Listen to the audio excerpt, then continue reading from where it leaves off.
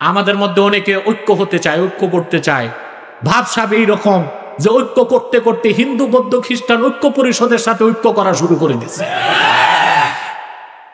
কষ্ট পাবেন না আমার কথায়।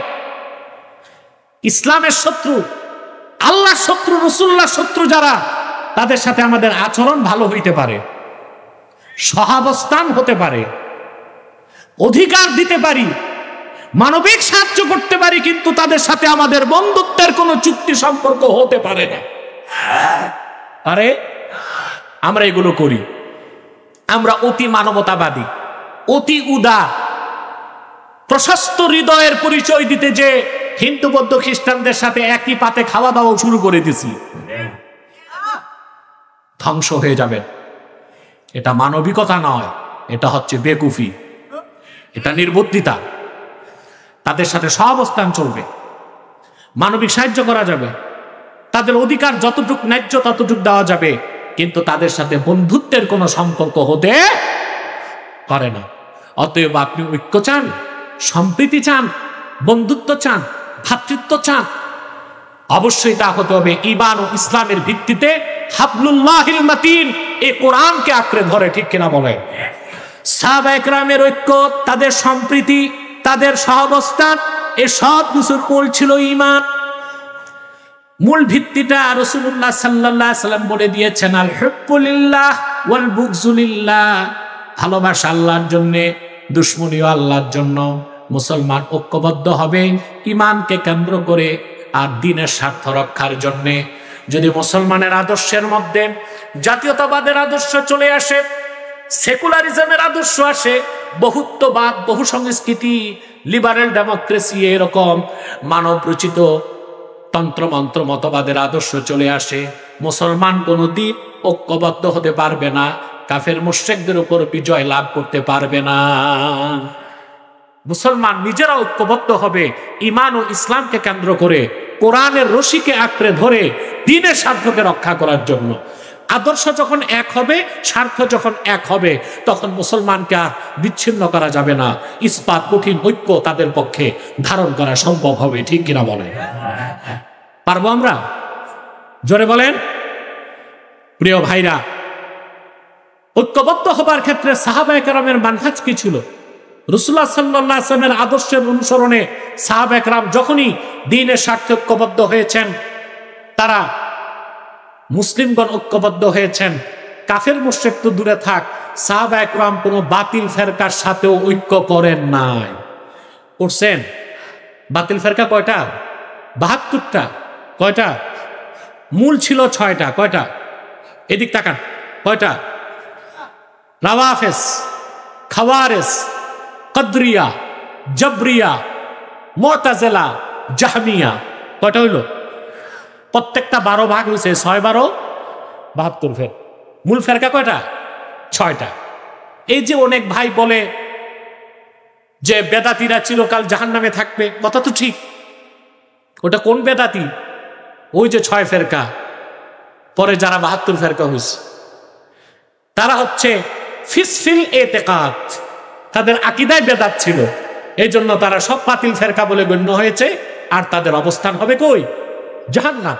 কিন্তু মুসলমানদের মধ্যে মাসলাকগত যে দ্বন্দ্ব আছে, এখানে বেদাতে সাইয়্যা কিংবা ফিসফিল এতেকাদ, আকীদাগত বেদাত খোঁজার কোনো দরকার নাই। মাসলাক মানি হচ্ছে হকপন্থী, ফেরকা মানি হচ্ছে বাতিল পন্থী। কোন বাতিল পন্থীদের সাথে, কোন ফেরকার সাথে মুসলমান ঐক্যবদ্ধ হইতে পারে না। আল্লাহ তাবারাকা ওয়া তাআলা যাকে আজ থেকে প্রায় ১৫০০ বছর আগে প্রেরণ করেছেন, সর্বশ্রেষ্ঠ ও সর্বশেষ নবী ও রাসূল হিসেবে, যার পরে আজ পর্যন্ত পৃথিবীতে অবশ্যই কোনো প্রকার নবী কিংবা রাসূল অবশ্যই আসে নাই, অবশ্যই এখনো নাই, অবশ্যই কিয়ামত পর্যন্ত আসবে না।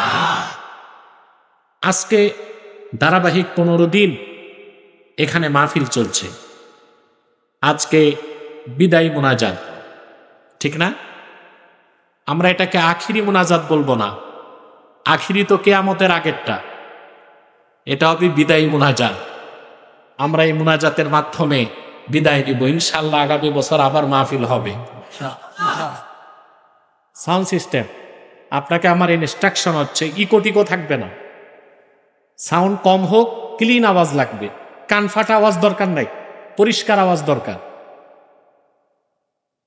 সম্মানিত সুধী, আপনারা ইসলামিক ফাউন্ডেশন কর্তৃপক্ষকে ধন্যবাদ দেবার কোনো ভাষা আমার নেই। পক্ষকালব্যাপী যে মাহফিল তারা করছেন, রাসূল করিম সাল্লাল্লাহু আলাইহি ওয়াসাল্লামের মিলাদ থেকে, সিরাত থেকে দেশ বরেণ্য আলেমগণ ধারাবাহিক বক্তব্য রেখে গিয়েছেন, আলহামদুলিল্লাহ। এই ক্ষেত্রে কোনো দ্বন্দ্বে আমি বিশ্বাসী নই, কারণ সিরাত যার, মিলাদ না। সিরাত হচ্ছে অনুসরণীয়, মিলাদ হচ্ছে স্মরণীয়। সিরাত হচ্ছে অনুসরণীয় আর মিলাদ হচ্ছে স্মরণীয়। তো রাসূল করিম সাল্লাল্লাহু আলাইহি ওয়াসাল্লামের সিরাতের অনুসরণ করতে হলে ওনার স্মরণ তো লাগবে। কোন ভাই আবার যদি এখানে শিরকের গন্ধ খুঁজেন তো সেটা দুঃখজনক বিষয়। আল্লাহ তার হাবিবের জিকিরকে তার নিজের জিকিরের মর্যাদা দান করছে, এটা আমার কথা না। শেখ আব্দুল হক মুহাদ্দিস দেহলভী রাহমাতুল্লাহ কত বড় আলেম, ব্যাখ্যার তো দরকার নাই। শেখ আব্দুল হক মুহাদ্দিস দেহলভী কি রকম মুহাদ্দিস আমি একটু বুঝাই দিচ্ছি। শেখ আব্দুল হাই লখনবী রাহমাতুল্লাহ মাজমুয়া ফাতাওয়ার যিনি সংকলক বলা যায় না, তার ফতুয়াগুলোকে জমা করা হয়েছে। তার মতে আব্দুল হক মুহাদ্দিস দেহলভীর পরে এই 450 বছরে তিনি আর কোনো মুহাদ্দিস পান নাই। বাকিরা কি? এই যে আমাদের দেশে দেখি অমুক মুহাদ্দিস, হেড মুহাদ্দিস, সেকেন্ড মুহাদ্দিস, শেখুল হাদিস, এরা তাইলে কোন দরজার মুহাদ্দিস? একটা হচ্ছে মুহাদ্দিস মুতলাক জাতি, আরেকটা হচ্ছে মুহাদ্দিস ওরফি। আমরা যে মুহাদ্দিস লিখি এগুলো ওরফি। আর জাতি মুহাদ্দিসদের মধ্যে আব্দুল হাই লখনবীর মতে শেখ আব্দুল হক মুহাদ্দিস দেহলভী ছিলেন তার দৃষ্টিতে আর কোন মুহাদ্দিস তার করে তিনি পান নাই। জাযবুল কুলুব ইলা দিয়ারিল মাহবুব কিতাবে তিনি একটি হাদিস উল্লেখ করেছেন। আল্লাহর হাবিব ইরশাদ করেছেন, মান যাকারানি ফাকাদ যাকারাল্লাহ, যে আমার জিকির করলো সে আল্লাহর জিকির করলো। রাসূলুল্লাহ সাল্লাল্লাহু আলাইহি ওয়াসাল্লাম বলেছেন, যে আমার জিকির করলো সে আল্লাহর জিকির করলো। ভিন্ন ভিন্ন শব্দে কাজী আয়াজ ও কিতাবু শেফাতে কয়েকটা হাদিস এনেছেন।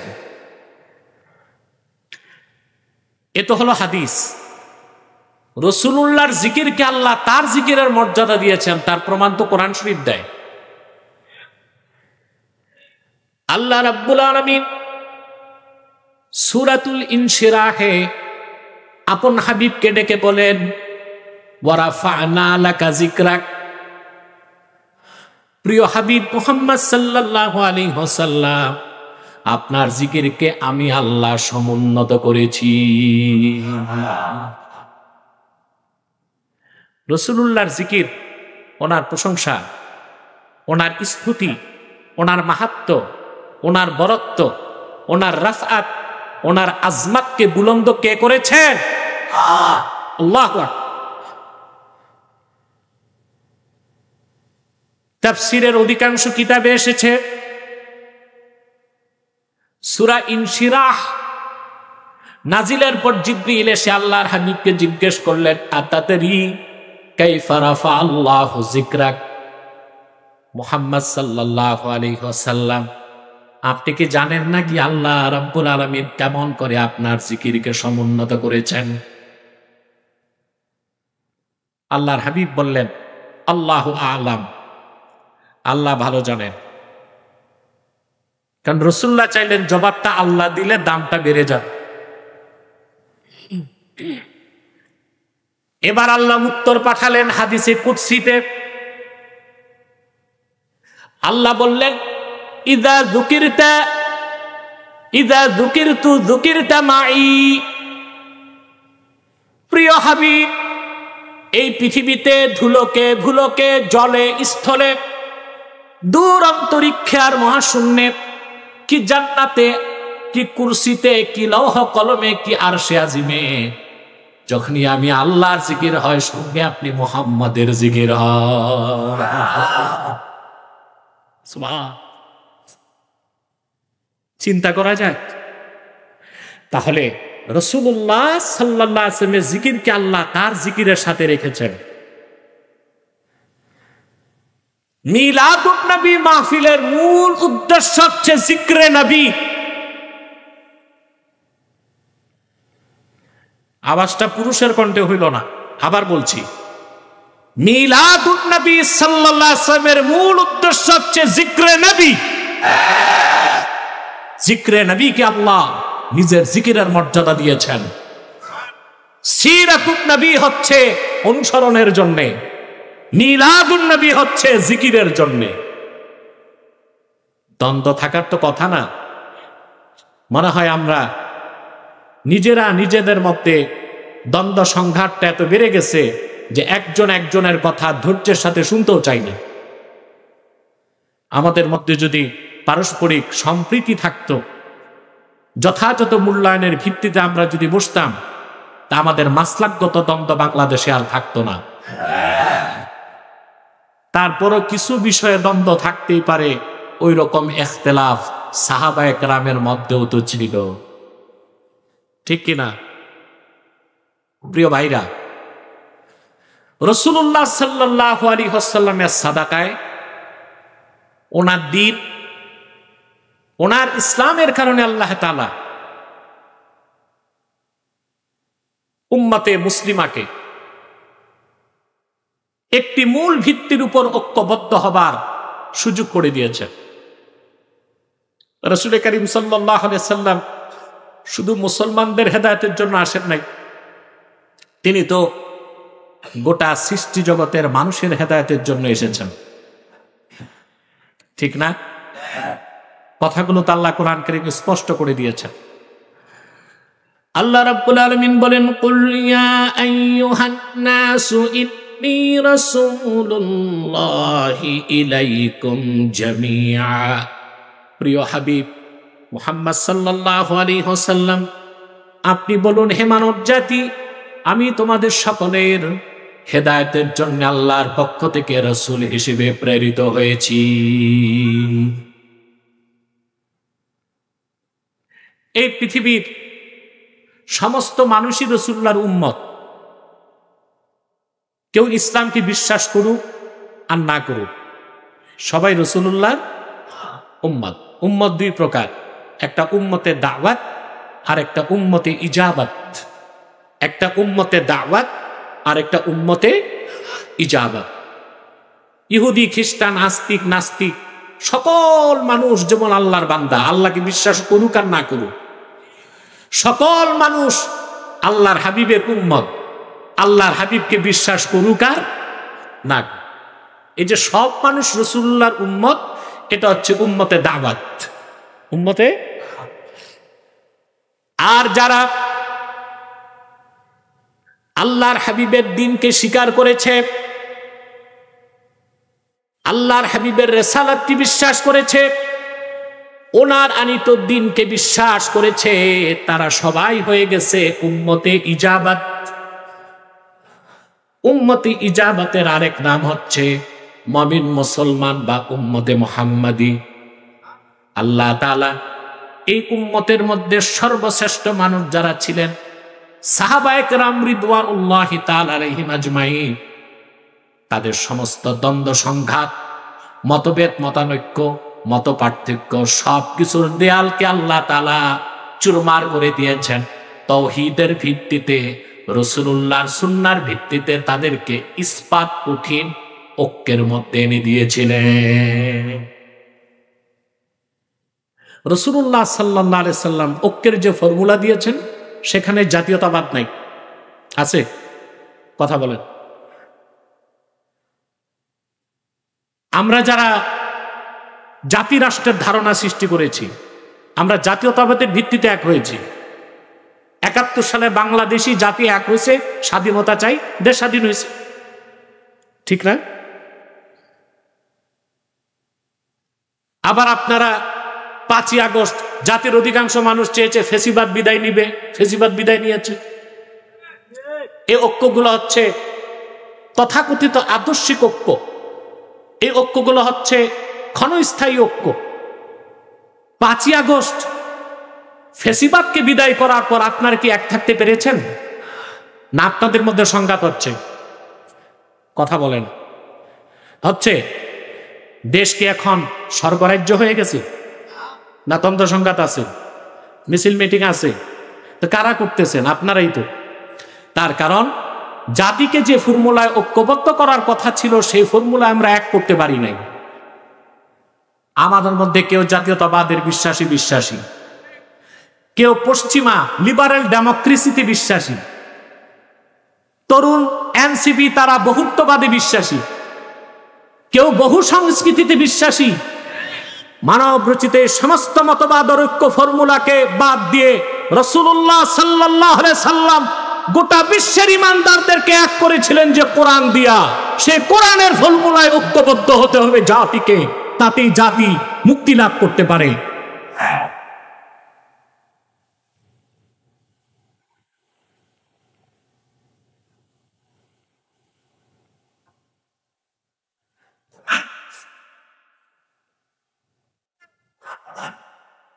এবার আসেন রাসূলুল্লাহ সাল্লাল্লাহু আলাইহি ওয়াসাল্লাম কি ফর্মুলা দিলেন ঐক্যের জন্য।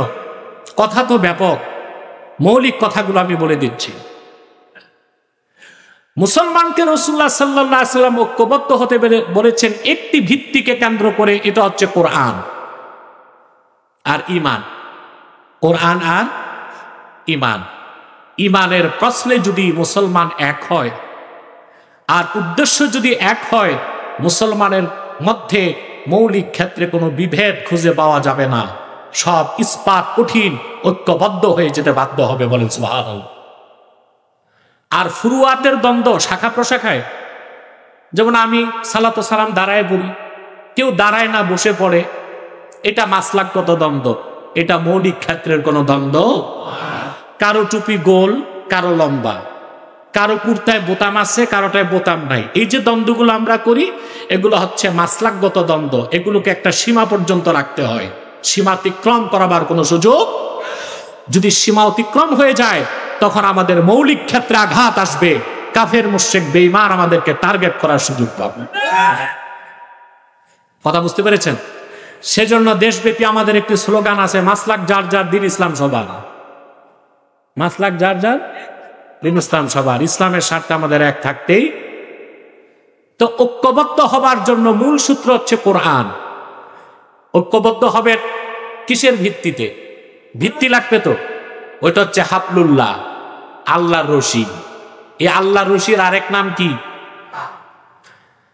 আল্লাহ রাব্বুল আলামিন বলেন, ওয়া'তাসিমু বিহাবলিল্লাহি জামিআন ওয়া লা তাফাররাকু।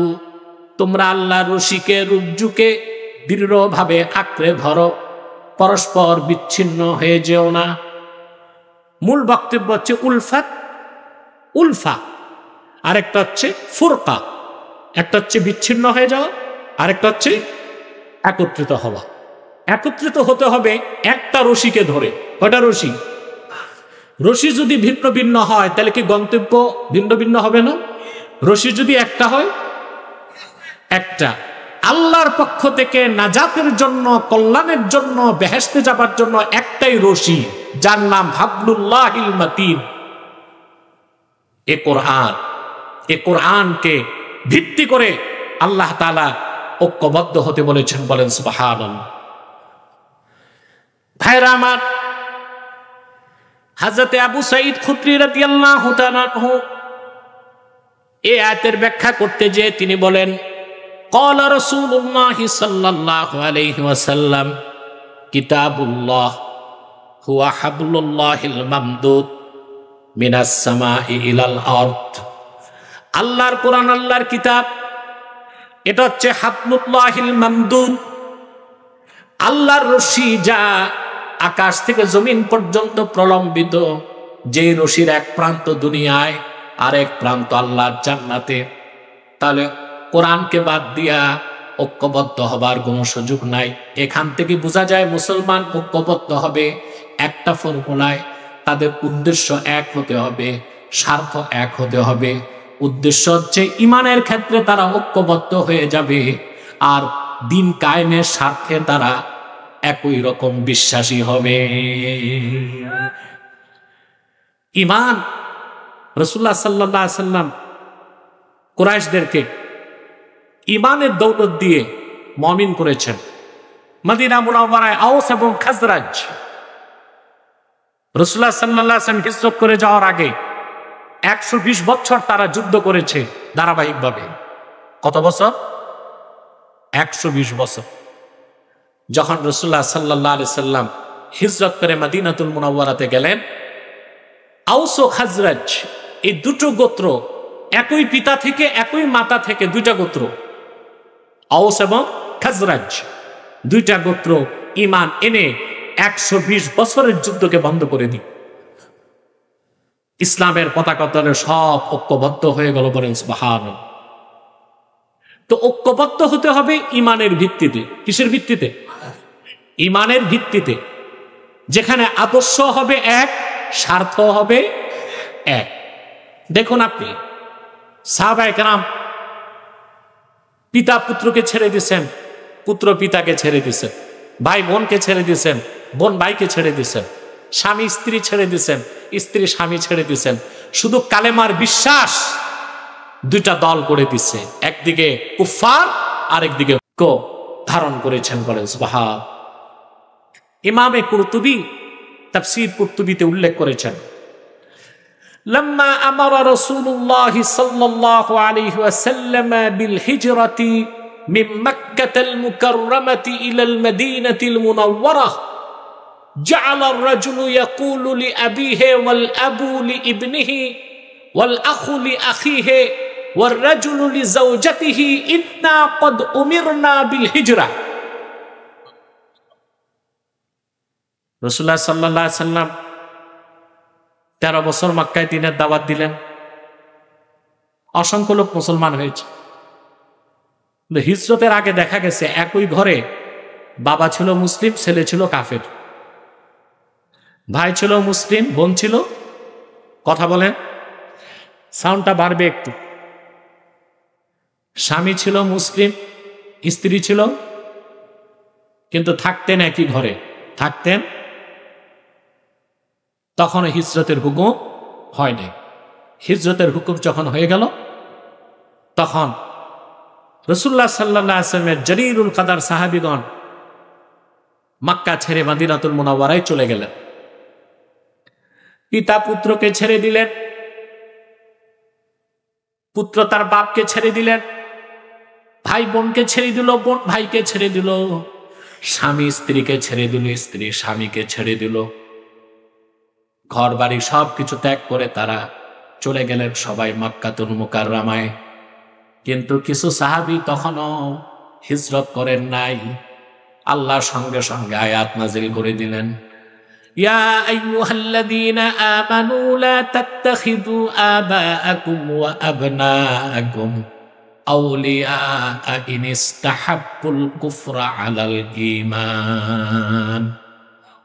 হে মুমিনগণ, তোমরা তোমাদের পিতাদেরকে, তোমরা তোমাদের সন্তানদেরকে আপন বানিও না যদি তারা ঈমানের উপর কুফরকে প্রাধান্য দেয়। অর্থাৎ যাদের মধ্যে কুফর থাকবে, মুমিনদের সাথে তাদের কোনো সম্পর্ক, এই কথা কার?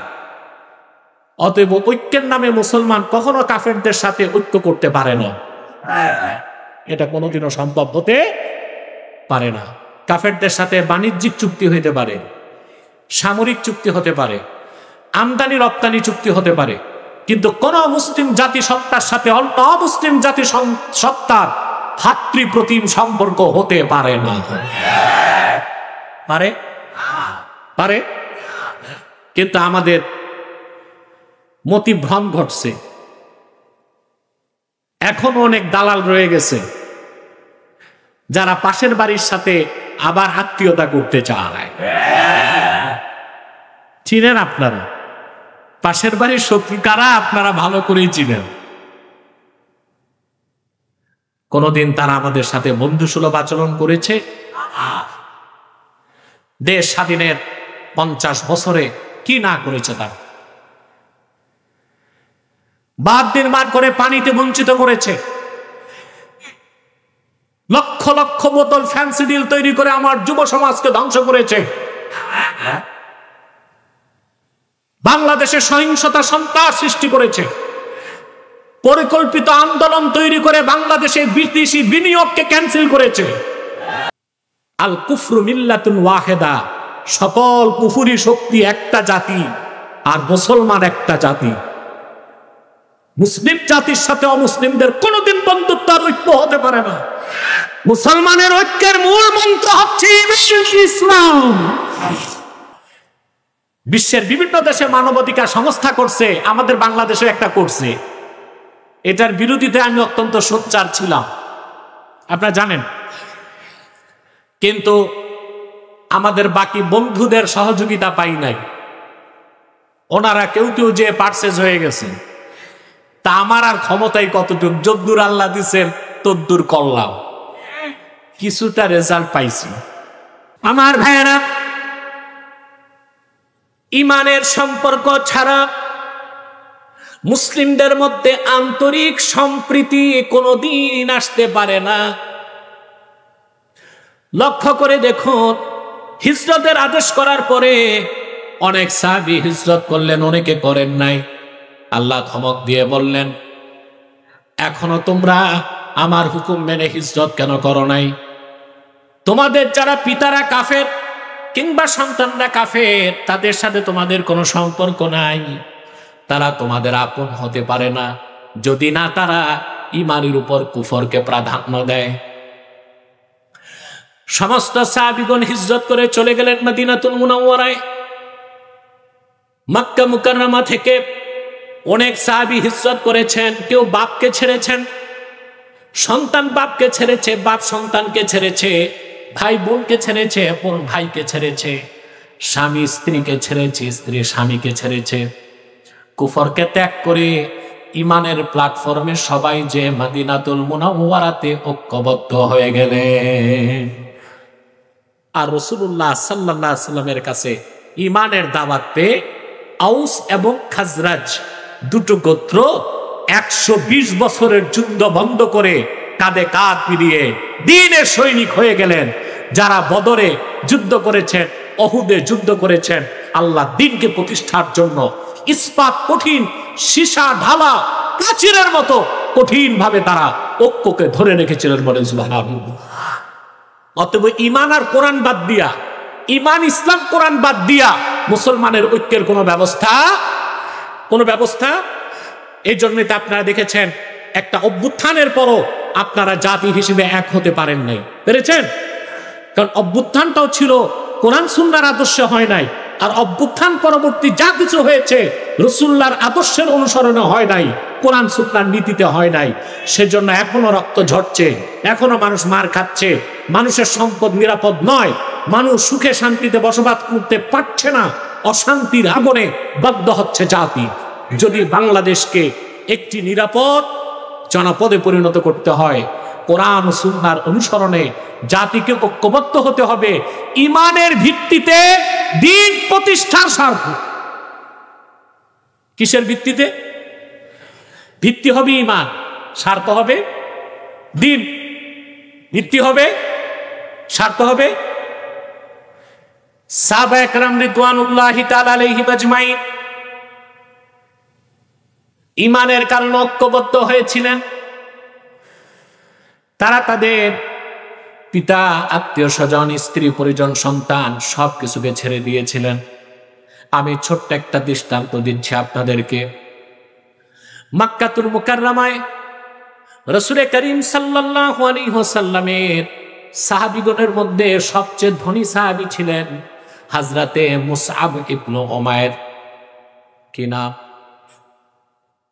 মুসআব ইবনে উমাইর রাদিয়াল্লাহু তাআলা, জলিলুল কদর সাহাবী।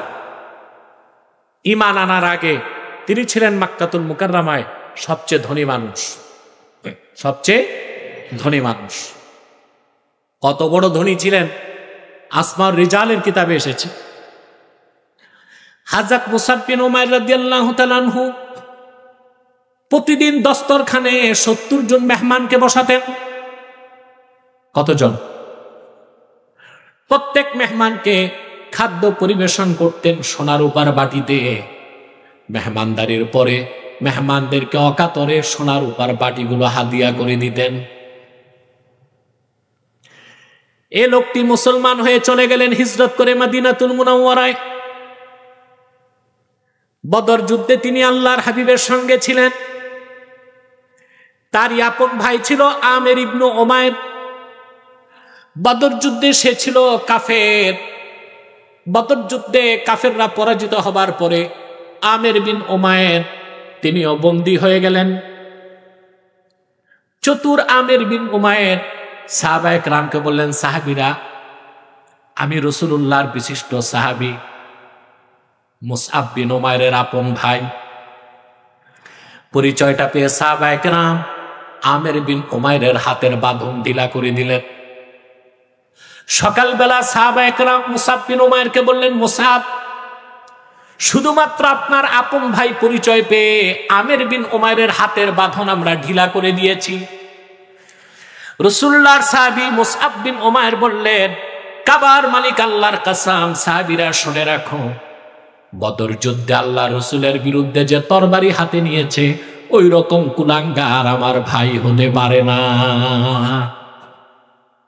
শক্ত করে বাঁধো। আর তার মায়ের প্রচুর টাকা, মনে মনে নিজেরও মা, কিন্তু মা তো কাফের, বলে তার মায়ের প্রচুর টাকা, মুক্তিপণ নিয়ে তাকে মুক্ত কর। সাহাবায়ে কেরামের সম্প্রীতি, ঐক্য, ভালোবাসার মূল মানদণ্ড তাদের কাছে ছিল ঈমান এবং ইসলাম। এর বাইরে যে তারা কোনো সম্প্রীতি, সদ্ভাব, বন্ধুত্ব, ভ্রাতৃত্ব, ঐক্যের কোনো চিন্তা করতেন না। আমরাও যদি উম্মতে মুসলিমা ঐক্যবদ্ধ হতে চাই, রাসূলুল্লাহ সাল্লাল্লাহু আলাইহি ওয়াসাল্লামের সুমহান সাহাবীদের আদর্শের অনুসরণ করতে হবে, ঠিক কিনা? আমাদের মধ্যে অনেকে ঐক্য হতে চায়, ঐক্য করতে চায়, ভাবসাব এইরকম যে ঐক্য করতে করতে হিন্দু, বৌদ্ধ, খ্রিস্টান ঐক্য পরিষদের সাথে ঐক্য করা শুরু করে দিচ্ছে। কষ্ট পাবেন না আমার কথায়।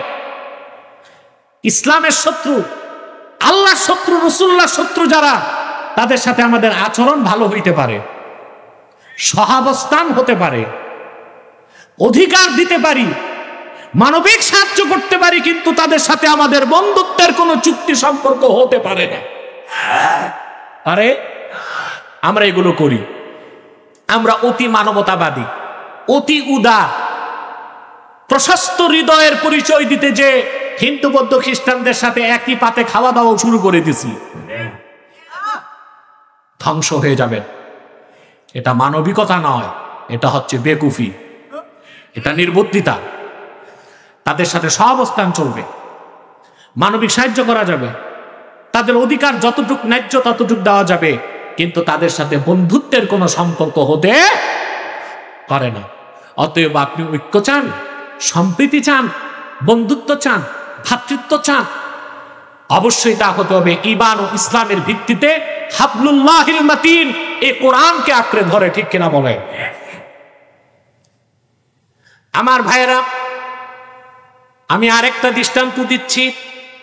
হুনাইনের যুদ্ধে রাসূলুল্লাহ সাল্লাল্লাহু আলাইহি সাল্লাম গনিমতের মাল ভাগ করতে লাগলেন। হুনাইন যুদ্ধে আল্লাহর হুকুমে আল্লাহর রাসূল সাল্লাল্লাহু আলাইহি ওয়াসাল্লাম মুহাজির সাহাবীদেরকে একটু বেশি গনিমতের মাল দিয়েছেন। দেখা গেল কিছু কিছু আনসার সাহাবী বেজার হয়ে গেছে।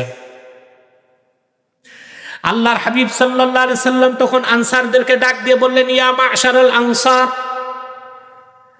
আলাম আজিদকুম দুলালান ফাহাদাকুমুল্লাহু বি ওয়া কুনতুম মুতাফাররিকিনা ফাআল্লাফাকুমুল্লাহু বি ওয়া আলাতান ফাআগনাকুমুল্লাহু বি।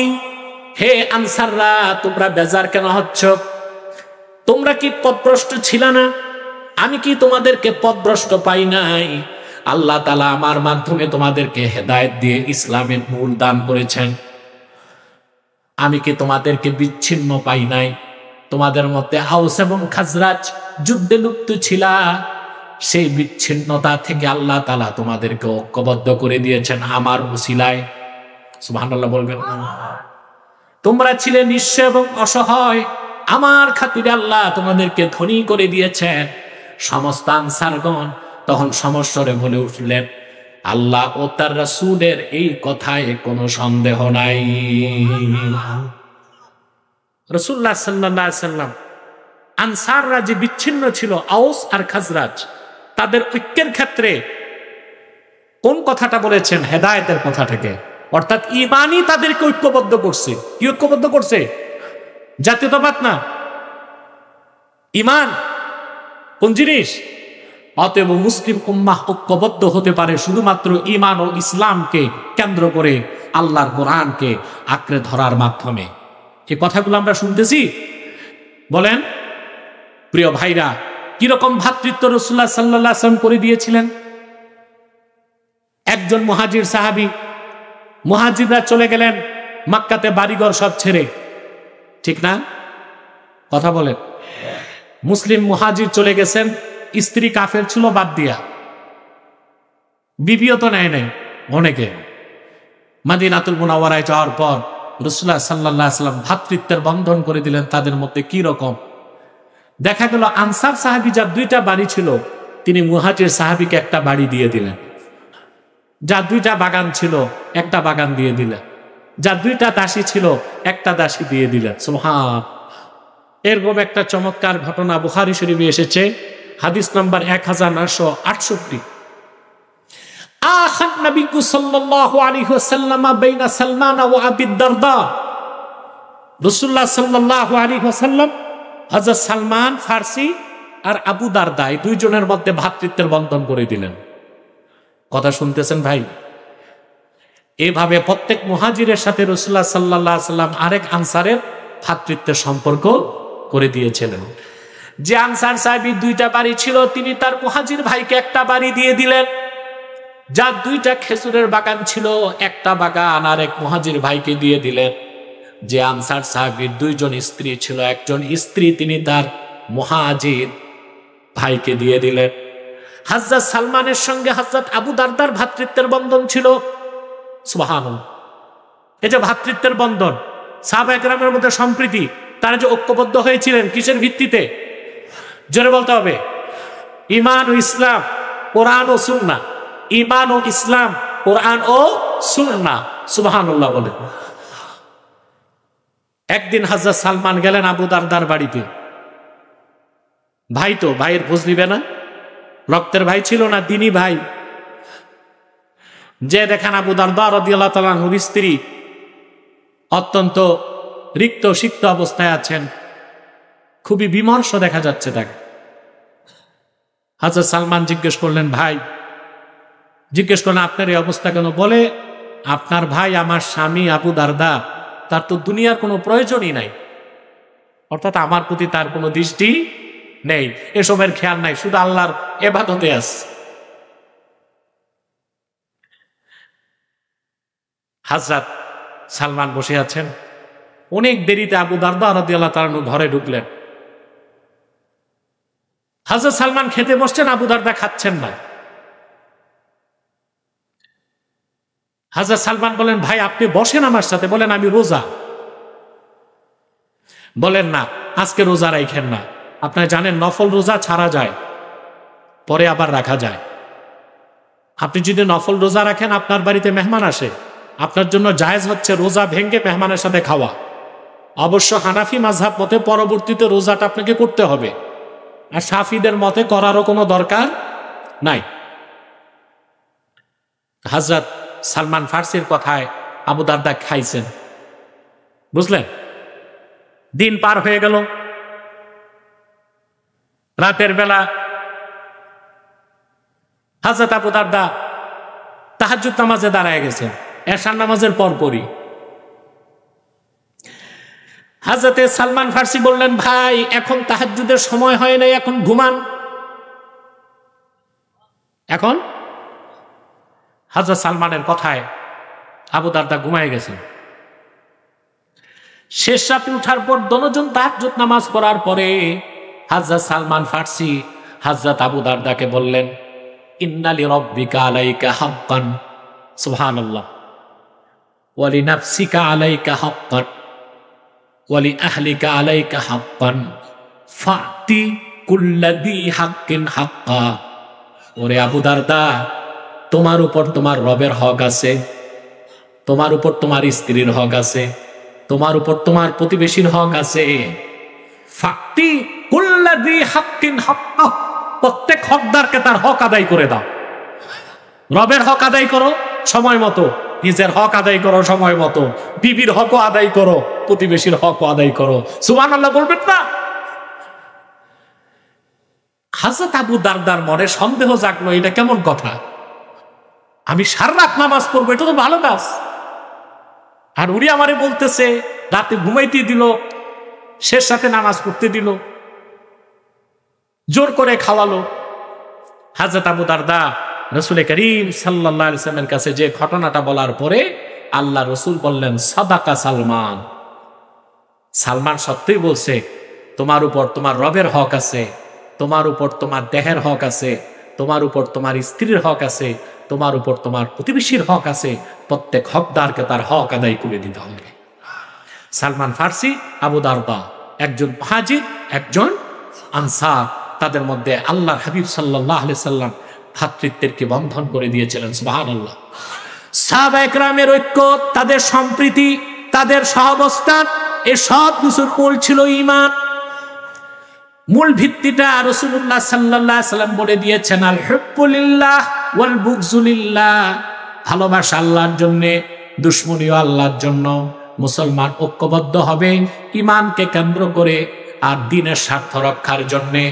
যদি মুসলমানের আদর্শের মধ্যে জাতীয়তাবাদের আদর্শ চলে আসে, সেকুলারিজমের আদর্শ আসে, বহুত্ববাদ, বহু সংস্কৃতি, লিবারেল ডেমোক্রেসি, এরকম মানব রচিত তন্ত্রমন্ত্র মতবাদের আদর্শ চলে আসে, মুসলমান কোনদিন ঐক্যবদ্ধ হতে পারবে না, কাফের মুশরিকদের উপর বিজয় লাভ করতে পারবে না। মুসলমান নিজেরা ঐক্যবদ্ধ হবে ঈমান ও ইসলামকে কেন্দ্র করে, কোরআনের রশিকে আঁকড়ে ধরে দ্বীনের স্বার্থকে রক্ষা করার জন্য। আদর্শ যখন এক হবে, স্বার্থ যখন এক হবে, তখন মুসলমানকে আর বিচ্ছিন্ন করা যাবে না। ইস্পাত কঠিন ঐক্য তাদের পক্ষে ধারণ করা সম্ভব হবে। ঠিক কিনা বলেন? পারবো আমরা? জোরে বলেন। প্রিয় ভাইরা, ঐক্যবদ্ধ হবার ক্ষেত্রে সাহাবায়ে কেরামের মানহাজ কি ছিল? রাসূলুল্লাহ সাল্লাল্লাহু আলাইহি ওয়াসাল্লামের আদর্শের অনুসরণে সাহাবায়ে কেরাম যখনই দ্বীনের স্বার্থে ঐক্যবদ্ধ হয়েছেন, তারা মুসলিমগণ ঐক্যবদ্ধ হয়েছেন। কাফের মুশরিক তো দূরে থাক, সাহাবায়ে কেরাম কোনো বাতিল ফেরকার সাথেও ঐক্য করেন নাই। করছেন? বাতিল ফেরকা কয়টা? ৭২টা।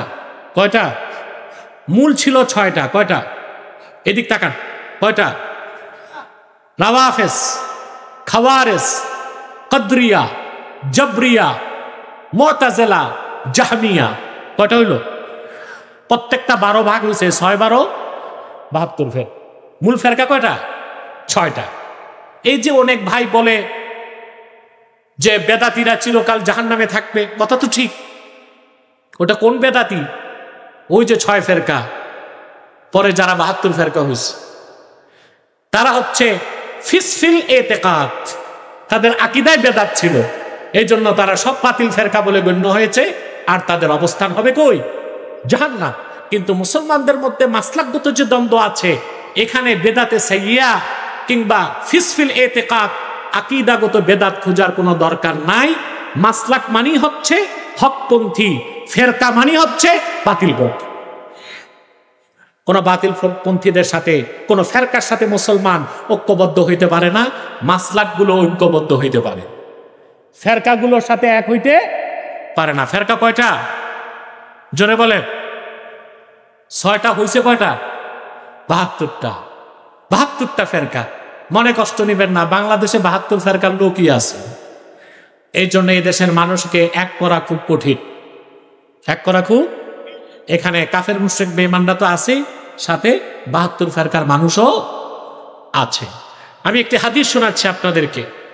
হাদিসটি ও আখরাজ আবু দাউদ ফি সুনানিহি মিন হাদিস মুআওিয়া ইবনে আবি সুফিয়ান আনিন নবী সাল্লাল্লাহু আলাইহি ওয়াসাল্লাম। হযরত মুআবিয়া ইবনে আবি সুফিয়ান থেকে হাদিসটি ইমাম আবু দাউদ তার সুনানে উল্লেখ করেছেন।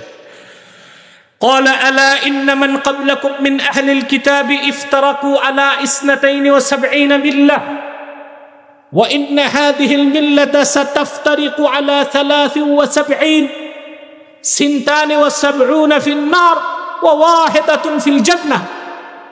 রাসূলুল্লাহ সাল্লাল্লাহু আলাইহি ওয়াসাল্লাম ইরশাদ করেছেন, তোমাদের পূর্বে যারা ছিল বনি ইসরাইল বিশেষ করে, বুঝলেন, ওটা অন্য রিওয়ায়াতে আসছে, তারা 72টা ফেরকায় বিভক্ত হয়েছিল। কটা ফেরকায়? অন্য রিওয়ায়াতে এসেছে মুসা নবীর সময় বনি ইসরাইল 71 ফেরকায় ভাগ হয়েছে, ঈসা নবীর সময় 72 ফেরকায় ভাগ হয়েছে। আল্লাহর হাবিব বলেছেন, আমার উম্মত 73 ফেরকায় বিভক্ত হবে, 72টাই জাহান্নামে যাবে, একটা ফেরকা জান্নাতে যাবে। ওই ফেরকাটার নাম আহলুস সুন্নাহ ওয়াল জামাআহ। তাদের নাম কি? আহলুস সুন্নাহ ওয়াল জামাআহ। আহলুস সুন্নাহ, সুন্নাহ কি? আম্মা সুন্নাতু ফাহিয়া মা সান্না রাসূলুল্লাহ সাল্লাল্লাহু আলাইহি ওয়াসাল্লাম ওয়াল জামাআতু মাত্তাফাকা আলাইহি সাহাবা। নীতি হিসেবে যারা নির্ধারণ করেছেন ওটাই হচ্ছে সুন্নাত।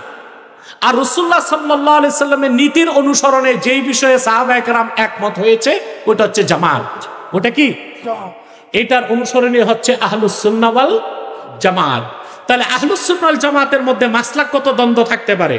কারো টুপি গোল, কারো লম্বা, কেউ মিলাদ শরীফে দাঁড়ায় সালাম পড়বে, কেউ দাঁড়ায় সালাম পড়াটাকে ফরজ ওয়াজিব মনে করলো না, বসে থাকলো। এগুলো হচ্ছে মাসলাকগত দ্বন্দ্ব।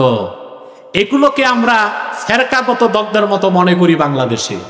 সেজন্য একজন একজনের দিকে তাকায় না, একজন একজনের সালাম নেয় না, ঠিক কিনা বলে? একজন মাহফিলে আসলে আরেক মাসলাকের লোক ওয়াজ শুনতে যায় না।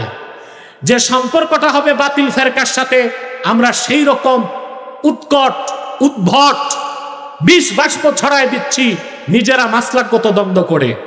এটা আমাদের ভবিষ্যৎকে অন্ধকার করবে এবং কাফের মুশরিকদেরকে তাদের স্বার্থ হাসিল করার জন্য বাংলাদেশে একটা বড় ধরনের সুযোগ করে দিবে। মাসলাক আমারটা আমার থাক, তোমারটা তোমার থাক। এখন তুমি যখন ফতুয়া দিবা আমাকে বেদাতি, আমি তো তখন তোমার দাঁত গণব, ঠিক কিনা? সূত্রপাত তো এখানে। এখন একজন বলবে আপনার টুপি এটা কি সুন্নত নাকি? তা আমি যদি প্রশ্ন করি শুধু টুপি পরা সুন্নতে রসুল, একটা দলিল দেখাও। শুধু টুপি পরাই তো সুন্নত না, সুন্নতে সাহাবা। অবশ্যই সুন্নতে রাসূল হবে তখন যখন টুপির সাথে পাগড়ি থাকবে।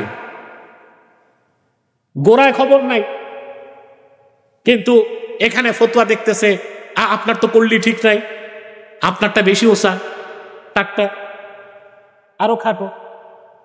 ভাই, টুপি জুব্বা কুর্তা নিয়ে ঝগড়া করতে করতে বিজাতি যখন সুযোগ নিবে, কল্লাই তো থাকবে না, তো টুপি লাগাবা কৌ? শুধুমাত্র কাফের মুশরিকদের তাশাব্বুহ বা সাদৃশ্য হয় এই রকম টুপি লাগানো যাবে না। ওরফে যেটাকে টুপি মনে করা হয় সেটা পড়লে সওয়াব পেয়ে যাবে। কথাটা বুঝেন নাই? আবার ভুল বুঝেন না যে আমি বলছি টুপি পরা সুন্নত না, সুন্নতে রাসূল না, শুধু টুপি পরা সুন্নতে সাহাবা।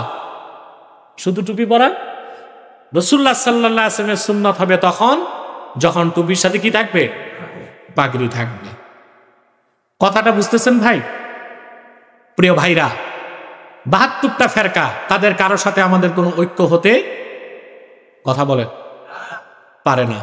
সেজন্য ইসলামের ইতিহাস আমাদেরকে প্রমাণ দেয়। ক্রুসেড যুদ্ধের সময়, ক্রুসেড যুদ্ধ হয়েছে 7 বার। কয়বার? এই 7 বার ক্রুসেড যুদ্ধে, শত শত বছরের যুদ্ধে সব সময় মুসলমানদের সাথে ইহুদি খ্রিস্টানদের সাথে ঐক্য করেছিল শিয়া সম্প্রদায়, আর মুসলমানদের বিরোধিতা করেছিল। হযরত আলী রাদিয়াল্লাহু তাআলা আনহুর জামানায় দ্বন্দ্ব হয় নাই। হযরত আলীর দ্বন্দ্ব ছিল খারিজিদের সাথে। কাদের সাথে? খারিজিদের অবস্থান ছিল ইরাকের হারুরাতে। কোথায়? খারিজিদেরকে বুঝাতে হযরত আলী 3 বার পাঠালেন হযরত ইবনে আব্বাসকে। কতবার?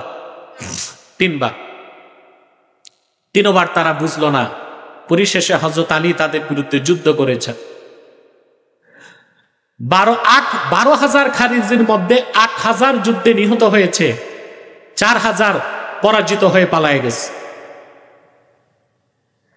প্রশ্ন হলো, কেন? খারিজিরা তো নামাজ পড়তো 5 ওয়াক্ত। ইবনে মাজার হাদিসে এসেছে, আল্লাহর হাবিব সাবধান করে গেছেন সাহাবায়ে কেরামকে, এমন একটা কওম বা দল বের হবে যাদের নামাজ দেখলে তোমাদের নামাজকে তুচ্ছ মনে হবে, যাদের রোজা দেখলে তোমাদের রোজাকে তুচ্ছ মনে হবে। ইয়াকরাউনাল কোরআন, যারা কোরআন পড়বে কিন্তু কোরআন তাদের কণ্ঠনালীর নিচে নামবে না। এই খারিজিদের সাথে হযরত আলী যুদ্ধ করলেন।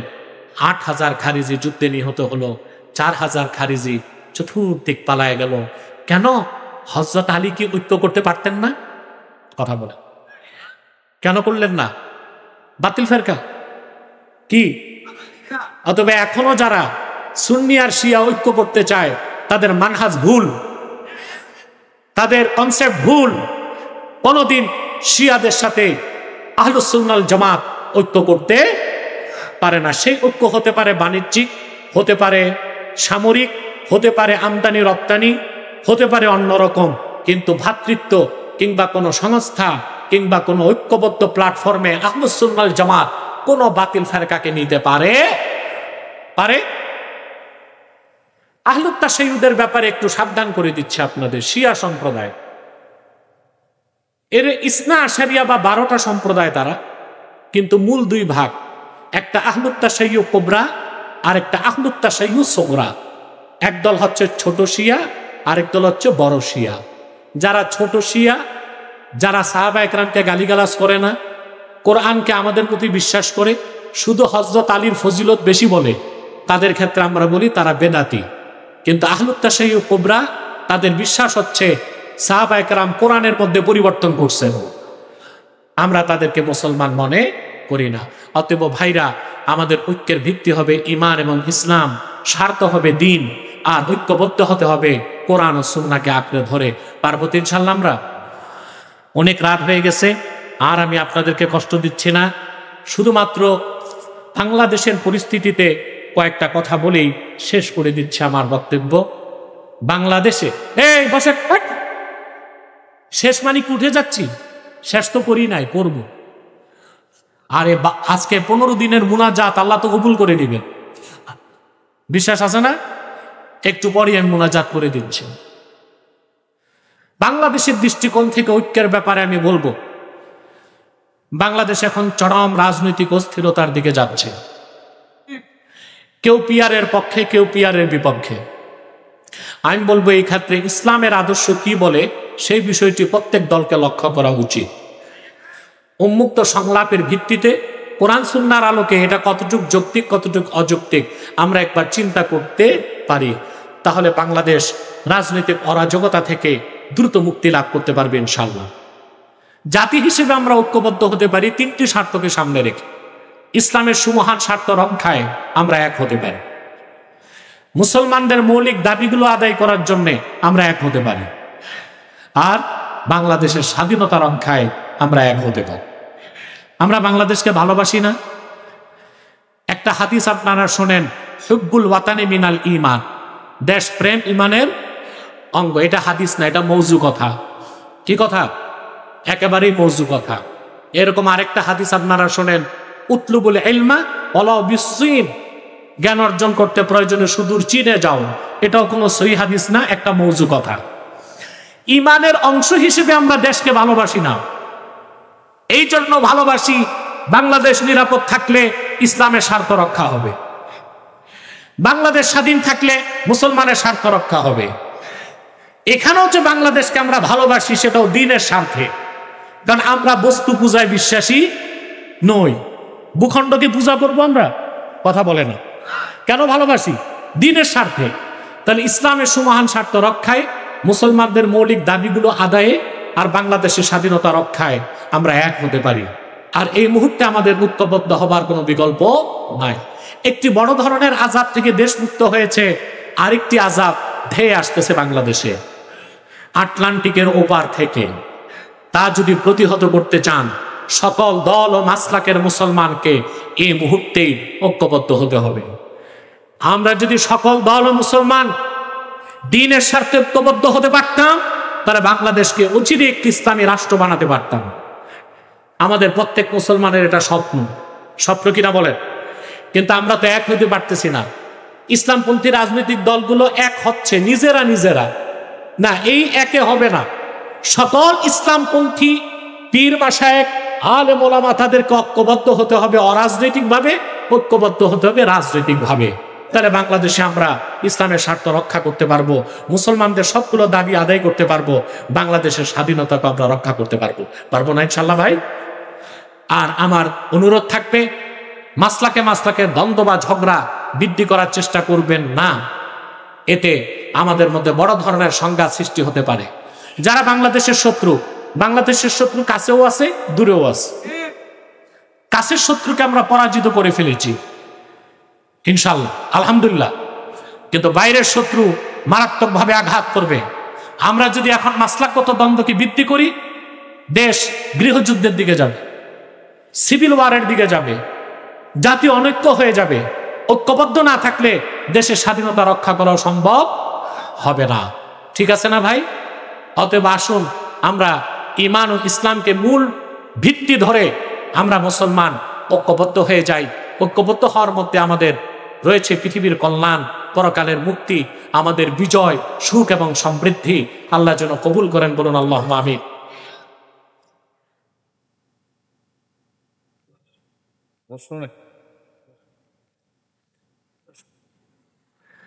কথা বুঝতে পেরেছেন? যে কথাটা বলেছিলাম স্লিপ অফ টাং হইল কিনা আমি জানি না। আল্লাহ বলেছেন, ইয়া আইয়ুহাল্লাযীনা আমানু লা তাত্তাখিযু আবাআকুম ওয়া আবনাআকুম আউলিয়া ইন ইসতাহাব্বুল কুফরা আলাল ঈমান। হে মুমিনগণ, তোমরা তোমাদের পিতাদেরকে, তোমরা তোমাদের সন্তানদেরকে আপন হিসেবে, বন্ধু হিসেবে গ্রহণ করো না যদি তারা ঈমানের উপর কুফরকে প্রাধান্য দেয়। হ্যাঁ, যদি ঈমানের উপর কুফরকে প্রাধান্য দেয়, যদি ঈমানকে পছন্দ না করে কুফরকে পছন্দ করে, কুফরকে প্রাধান্য দেয়, তাহলে তোমরা তাদেরকে বন্ধু হিসেবে গ্রহণ করো না। আরেকটি প্রশ্নের কোনো উত্তর আমি দিচ্ছি না, আর কোনো ব্যক্তিকে নিয়েও আমি প্রশ্নের উত্তর দিব না। এতে আমি যে ঐক্য চাই, ঐক্য আর থাকে কই বলেন? অথবা আমি জরুরি যে কথা, সে কথা বলেই শেষ করে দিচ্ছি। এখানে একটু আমি সময় দিচ্ছি। তাহলে মাসলাকগত দ্বন্দ্ব আর করবেন, আর মুখস্থ ফটাফট ফতুয়া দিবেন না, এটা বেদাত, এটা সুন্নাত, আগে বুঝতে হবে। ঠিক না ভাই? বিদাতের মধ্যে তো বেদাতে হাসানাও আছে না? আমরা কি বেদাতে হাসানা করি না? কথা বলেন। এই যে আমরা বাংলাদেশে তাফসীরুল কোরআন মাহফিল হয় না? সাহাবায়ে কেরাম কি এই কাইফিয়াতে করতেন? মূল উদ্দেশ্য ঠিক আছে, কাইফিয়াত ভিন্ন। তাই বলে এটাকে কেউ নাজায়েজ হারাম বলবে, বেদাত বলবে? সিরাতুন নবী সাল্লাল্লাহু আলাইহি ওয়াসাল্লাম ব্যানারে মাহফিল হয় না? যে কাইফিয়াতে আমরা করি, এই কাইফিয়াতে সাহাবায়ে কেরাম করেছেন। মূল বিষয়টা ঠিক আছে, কাইফিয়াতের ভিন্নতার কারণে এটাকে কেউ বেদাত হারাম শিরক বলে?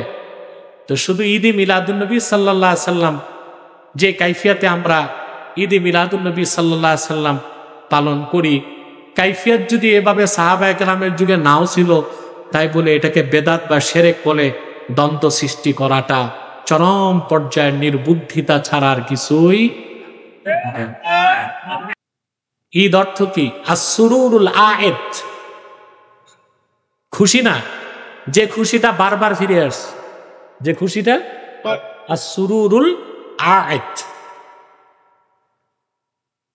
তো পারিভাষিক অর্থে ঈদ দুইটা, একটা ঈদুল ফিতর, একটা ঈদুল আযহা। কিন্তু শাব্দিক অর্থে অনেকগুলো দিনকে হাদিসে ঈদ বলা হয়েছে। প্রত্যেক জুমার দিন ঈদের দিন, প্রত্যেক আরাফার দিন, প্রতি বছর আরাফার দিন ঈদের দিন। আপনি যেদিন বিয়ে করছেন বছর ঘুরে যখন ফিরে আসে আনন্দ লাগে না? ওটাও ঈদের দিন। আমি আপনি যেদিন জন্মগ্রহণ করছি, আমার জন্মদিনটা আমার ঈদের দিন।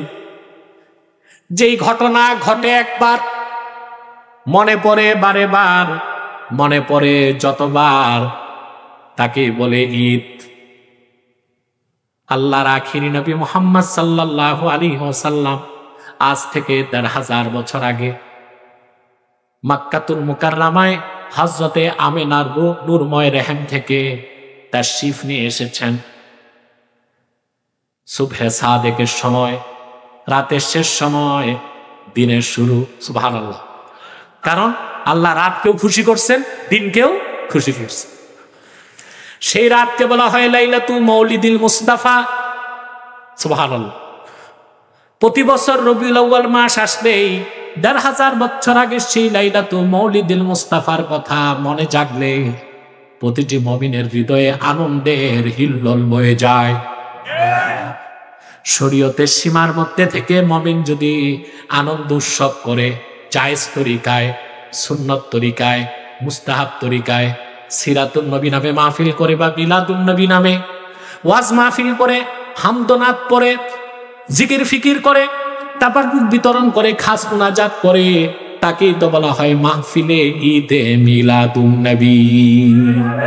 মানে কোনো গান বাদ্য নাই, আছে? শরীর দুটো কাজ আছে।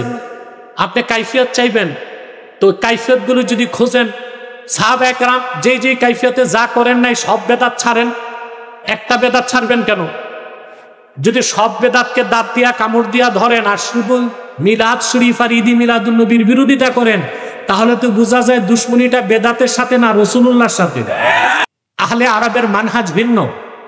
আরবের ওলামায়ে কেরাম 3 যুগে যা ছিল না কিছুই করে না। ওনাদের দৃষ্টিতে সবকিছুই কি বেদাত, কিছুই তারা করেন না। আমাদের দেশে যারা বেদাতের বিরুদ্ধে ফতোয়া দেয় তারা নিজেরাও তো অনেক বেদাত করতেছি। প্রতি বছর আমার আব্বাসী মুনজিল মাদ্রাসায় খাতমে বুখারী হয়। মানুষের সব মাদ্রাসায় হয় না। তো সাহাবা কেরাম করছেন খাতমে বুখারী। বুখারী শরীফ সংকলনিত হয়েছে কয়েকশো বছর পর। তা আমরা খাতমে বুখারী অনুষ্ঠান সওয়াব মনে করি, করি না? দাস্তারবন্দি করি। আমাদের মাদ্রাসায় হয়, অন্যান্য মাদ্রাসায়?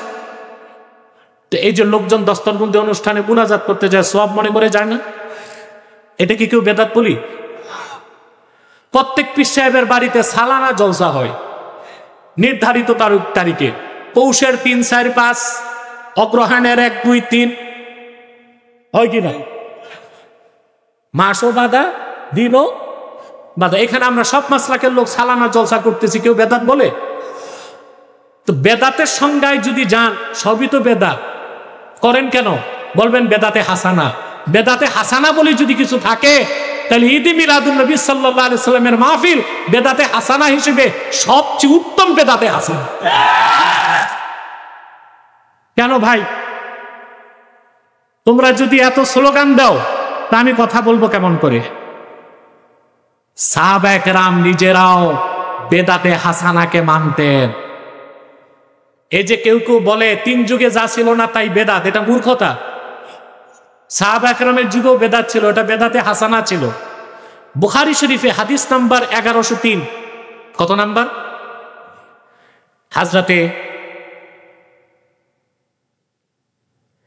হাদিস নাম্বার 1775 সহিহ বুখারীতে এসেছে। হযরত মুজাহিদ বলেন, তিনি বুখারী শরীফের একজন রাবী এবং তাবিঈ। তিনি বলেন, দাখালতু আনা ওয়া উরওয়াতু ইবনু যুবাইর আল মসজিদা। আমি আর উরওয়া ইবনু যুবাইর 2 জন মসজিদ নববীতে প্রবেশ করলাম। ফাইদা আব্দুল্লাহ ইবনু উমর রাদিয়াল্লাহু আনহুমা জালিসুন ইলা হুজরাতি আয়েশা রাদিয়াল্লাহু তাআলা আনহা। তা আমরা 2 জন যে দেখি আল্লাহর হাবিব নবীজি মুহাম্মদ সাল্লাল্লাহু আলাইহি সাল্লামের জান্নাতুল ফেরদাউসের কাছে, অর্থাৎ আম্মাজান আয়েশার হুজরাতুম মুবারাকাতুম মুনাওয়ারার কাছে আব্দুল্লাহ ইবনে ওমর বসা। কে বসা? উনি কি ছিলেন? সাহাবী। সাহাবী ইবনু সাহাবী, সাহাবীর ছেলে। وإذا ناس يصلون في المسجد صلاة الضحى তা আমরা দেখলাম কিছু লোক মসজিদ নববীতে সালাতুদ দোহা পড়তেছে। সালাতুদ দোহা জানেন? চাশতের নামাজ সালাতুদ দোহা, এটাকে আওয়াবিনও বলা হয়। কথা বুঝতে পারছেন? قال فسألناه عن صلاتهم فقال بدعة। আব্দুল্লাহ ইবনে ওমরকে জিজ্ঞেস করছি, হুজুর এরা যে দাঁড়ায় যে সালাতুদ দোহা পড়তেছে এটা কি? বলে বেদাত। আব্দুল্লাহ ইবনে ওমর কি বলছেন? বিদআত। সালাতুদ দোহা জামাতে তারা পড়তেছিলেন, সেটাকে কি বলছেন তিনি? বিদআত বলছেন। তাহলে বুখারী শরীফের 1775 নম্বর হাদিস থেকে দেখা যাচ্ছে আব্দুল্লাহ ইবনে ওমর সালাতুদ দোহাকে বিদআত বলছেন। আর সহিহ আল বুখারীতে 1103 নম্বর হাদিস, সেখানে দেখেন হযরত ইবনে আবি লাইলা বলেন, মা আখবারানা আহাদুন আন্নাহু রাআ আন-নবিয়্য সাল্লাল্লাহু আলাইহি ওয়াসাল্লাম সাল্লাত দুহা غير أم هانئ ذكرت أن النبي صلى الله عليه وسلم يوم فتح مكة اغتسل في بيتها فصلى 8 ركعات। এই বুখারী শরীফের হাদিস, হাদিস নম্বর 1103। ইবনে আবি লাইলা বলেন, উম্মে হানি ছাড়া কেউ আমাদেরকে রাসূলুল্লাহ সাল্লাল্লাহু আলাইহি ওয়াসাল্লাম সালাতুদ দোহা পড়েছেন এটা কেউ দেখে নাই। শুধু এই ব্যাপারে আমাদের কাছে খবর পৌঁছেছে উম্মে হানি থেকে। কার থেকে? উম্মে হানি বলেন, যেই দিন আল্লাহ রাসূল সাল্লাল্লাহু আলাইহি ওয়াসাল্লাম মক্কা বিজয় করেছেন সেই দিন আল্লাহ রাসূল সাল্লাল্লাহু আলাইহি ওয়াসাল্লাম তার ঘরে গোসল করেছেন এবং 8 রাকাত সালাতুদ দোহা নামাজ পড়েছেন। এটাও বুখারীতে, ওইটাও কথা বলেন যেটা 1775 নম্বর হাদিস, ওইখানে দেখা গেল আব্দুল্লাহ ইবনে ওমর কি বলছেন? বেদাত। আর বুখারী শরীফে 1103 নম্বর হাদিস উম্মে হানি থেকে বর্ণিত, সেখানে দেখা যায় সালাতুদ দোহা পড়া কি? সুন্নাত। এখন দুই হাদিসের তাৎবিক কি হবে? আল্লামা বদরুদ্দিন আইনি ব্যাখ্যা করেছেন দোনো হাদিস সহিহ। আব্দুল্লাহ ইবনে ওমর কেন বেদাত বলছেন? আরাদা আন্না ইজহারাহা ফিল মসজিদি ওয়াল ইজতিমা' লাহা হুয়াল বিদআহ। একাকি সালাতুদ দোহা পড়া সুন্নাত, এটাকে বেদাত বলা হয় না, কিন্তু মসজিদে একত্রিত হয়ে পড়াটাকে বেদাত বলা হয়। আর সেটাকেও ফাতহুল বারিতে আল্লামা ইবনে হাজার আসকালানী বেদাতে হাসানা বলছে। তাহলে বোঝা যায় সাহাবায়ে কেরামের যুগে বেদাত ছিল বেদাতে হাসানা। অতএব সব বেদাতকে বেদাতে সাইয়্যা বলে পরিত্যাগ করার কোনো সুযোগ নাই। কোন বেদাতটা বেদাতে সাইয়্যা, কোন বেদাতটা পরিত্যাজ্য? এক প্রকার বেদাত হচ্ছে বেদাত ফিল ইতিকাদ, আকীদায় বেদাত। ওই রকম বেদাতীরা কেউ কেউ কাফের, কেউ কেউ ফাসিক, কেউ কেউ বাতিল, যেমন 72 ফেরকা, এদের গন্তব্য জাহান্নাম। আর মুসলমানদের মধ্যে যারা বেদাতে সাইয়্যা করবে, বেদাত ফিল আমাল, আমলের মধ্যে বেদাত থাকবে, আল্লাহ তাদের হয়তো বা ক্ষমা করবেন, কিন্তু বিদাতে হাসানা যেটা, সেটায় কোনো গুনাহ নাই, বরং সওয়াব আছে। কি আছে? সেটা মুস্তাহাবের দরজা রাখে। কথা বুঝতেছেন ভাই? বেদাতের একটা সংজ্ঞা আপনাদেরকে দিয়ে দিচ্ছি।